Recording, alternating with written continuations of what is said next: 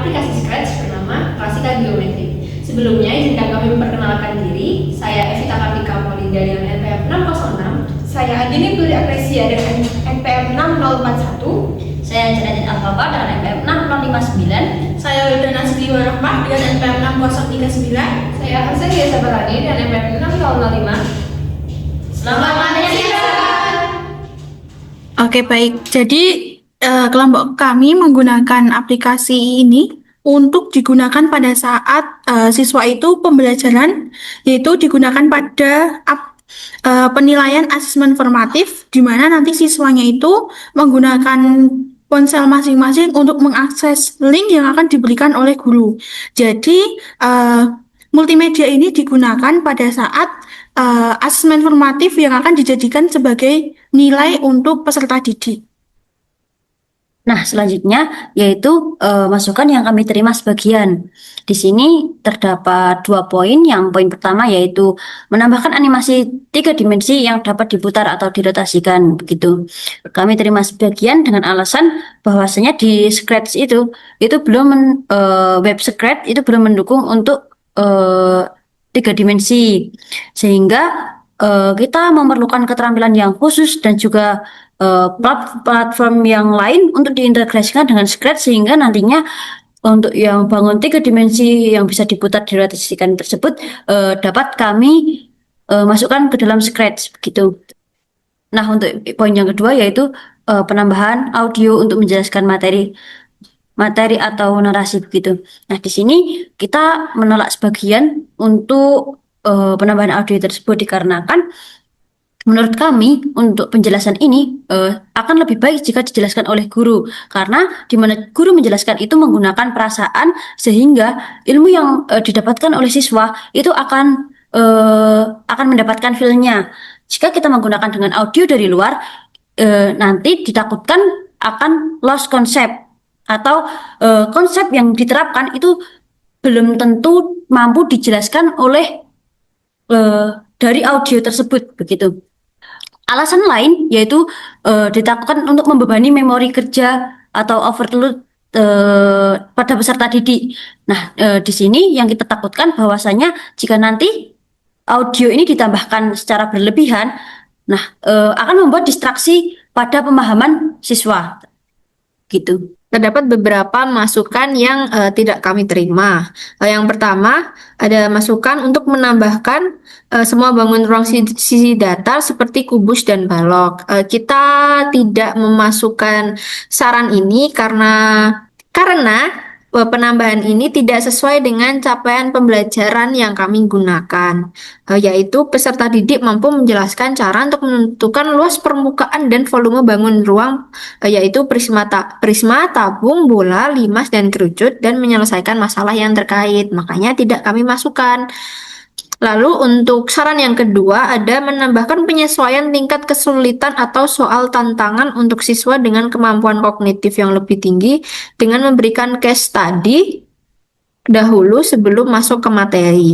Alasan kami tidak memasukkan saran ini karena tidak sejalan dengan alur pembelajaran yang sudah dirancang. Karena multimedia ini akan digunakan sebagai asesmen formatif yang dikerjakan secara berkelompok. Apabila dilihat kembali, kelompok kami sudah menyesuaikan tingkat kesulitan soal yang diberikan oleh peserta didik. Selain itu, pemberian case study di awal dinilai dapat menyulitkan siswa yang belum memiliki dasar konsep yang memadai. Seperti itu. Oke, jadi ini merupakan tampilan menu awal dari multimedia kami. Yang pertama itu ada tombol petunjuk, yang kedua itu ada mulai. Nah, ketika tombol ini disentuh, tombolnya akan berubah menjadi lebih besar. Yang pertama itu tombol petunjuk, yang jika diklik itu akan menampilkan tampilan petunjuk penggunaan dari multimedia kami. Yang pertama itu untuk tombol menu, itu jika diklik itu akan kembali ke tampilan utama. Yang kedua itu tombol back yang ini. Jika diklik itu akan kembali ke tampilan menu. Kemudian tombol next itu akan lanjut ke halaman selanjutnya. Sedangkan tombol back yang ini akan kembali ke halaman sebelumnya. Nah, sebelumnya dari kelompok kami ini mendapatkan saran untuk memperbesar tampilan dari tombol yang back yang ini. Nah, Setelah itu, ketika tombol itu diklik akan kembali ke menu awal, yaitu yang ini. Jika tombol mulai ini kita klik, akan masuk ke halaman selanjutnya, yaitu klasifikasi bangun ruang. Nah, ini terdapat bangun ruang sisi datar dan bangun ruang sisi lengkung. Lalu ada tombol menu dan tombol next. Tombol menu ini ketika diklik kembali ke menu awal, yaitu yang ini, dan mulai. Nah, salah satu keunggulan dari multimedia kami yaitu materi disajikan secara terstruktur, mulai dari klasifikasi bangun ruang, yaitu ada bangun ruang sisi datar dan bangun ruang sisi lengkung. Kemudian klasifikasi bangun ruang sisi datar, yaitu ada prisma dan limas. Setelah itu, terdapat contoh konkret. Nah, kami mendapat saran dari kelompok lain, yaitu untuk menambahkan contoh konkret, sehingga kami menambahkan contoh konkret untuk contohnya pada bangun ruang prisma, contoh konkretnya yaitu tenda perkemahan. Kemudian jika tombol back ini kita klik, akan kembali ke klasifikasi bangun ruang sisi datar.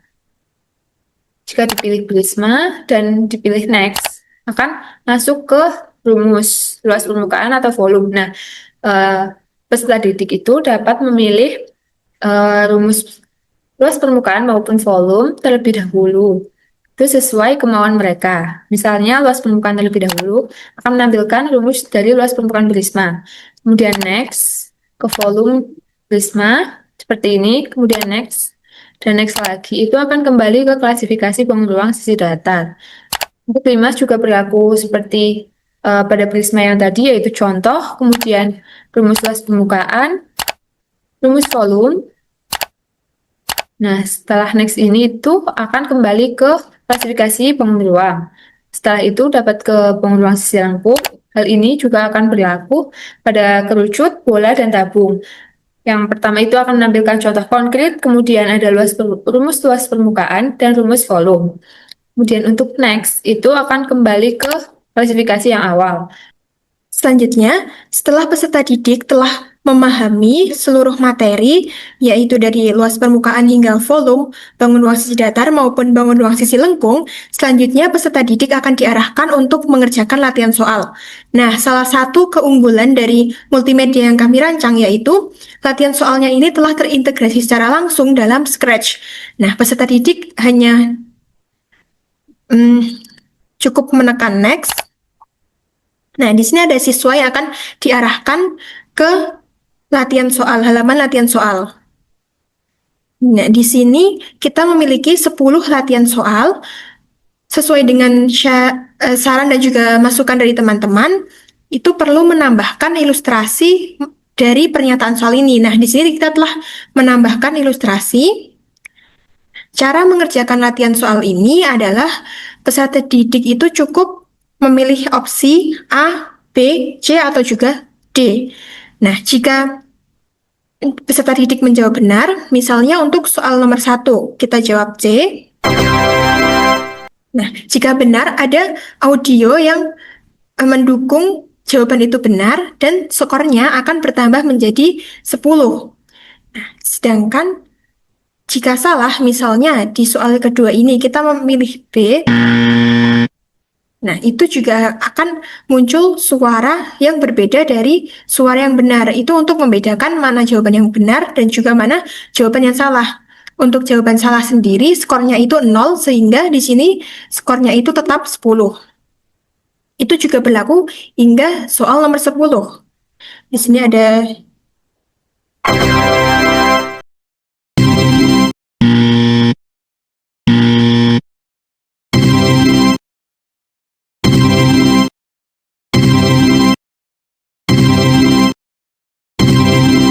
Nah, jika skornya itu kurang dari 80, maka di sini ada siswa yang memberikan semangat kepada peserta didik. Seperti itu.